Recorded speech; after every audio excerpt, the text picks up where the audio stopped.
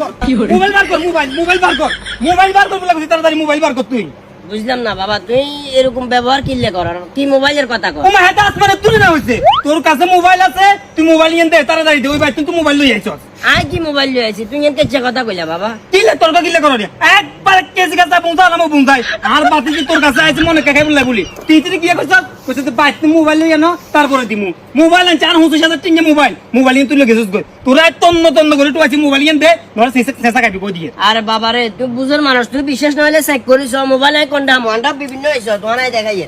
এই মহিলার গো পুরাতন চুরি, তারপরে এই যে চুল টুল থাকলে আন্ডা এগুলা লই, এগুলা দিয়ে আন্ডা হয়তোবা ছোট বাচ্চা কাটে। আরে রে একবার কান্ডা হারালা মারা মুরগি মানুষের কারণে গাছ বেশি আর তুলিয়েন না।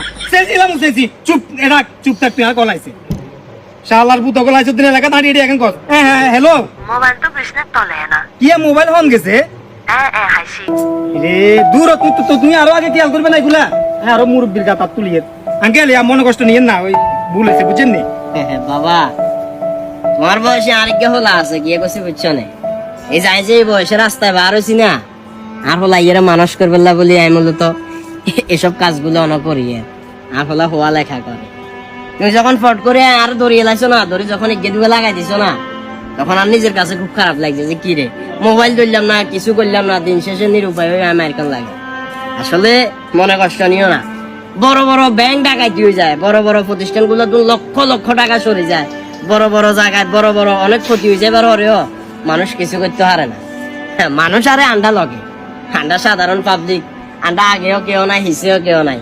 আই দিন মজুর কোন রকম এগুলা করি, যা ইনকাম করি তা দিয়ে আর ফ্যামিলি চলে। কিন্তু তুই ফট করি আই গায়াব দিছো, এটা আর কষ্ট লাগে না। এই লাইনে যে কয় বছর আছি জানো না, 13 বছর আই এগুলা করি ফ্যামিলি চালাই। আজ পর্যন্ত কোনো সময় কারো একটা জিনিস আই চুরি করে নেও, কারো একটা জিনিস আই ধরে নেও। তুই ফট করে যখন চুরির একটা দায় আর কান্দের উপরে চাপাই দিছো না, অনেক খারাপ লাগছে বুঝছো না? আর কাছে খুব খারাপ লাগছে। সরি আসলে আমার মাথা গরম আছিল তো, অনেক শখের ফোন বুঝছেন, আপনি 1000 টাকা রাখেন এগুলা। না না শোনো, টাকা দিয়ে তুমি ইজ্জত কিনতে আইতাম না, আমরা গরিবের দেহারি, আমরা একটা ইজ্জত আছে গিয়ে কিছু বুঝছো। মনে কষ্ট নিও না, সামনে তুন অন্তত পক্ষে একটা জিনিস বুঝে শুনি তারপরে একটা কাজ করবে চেষ্টা করিও। তোমার প্রতি আর কোনো অভিযোগ নেই। ওই যে কইছি না, তোমার মতো আরোগ্য হলা আছে, আঙ্কেলের দোয়া করিও, ইয়ে কেনা তুলি দেব আঙ্কেল।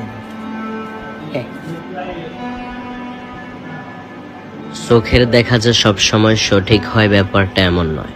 আগে বুঝুন, যাচাই বাছাই করুন, তারপর সিদ্ধান্ত নিন।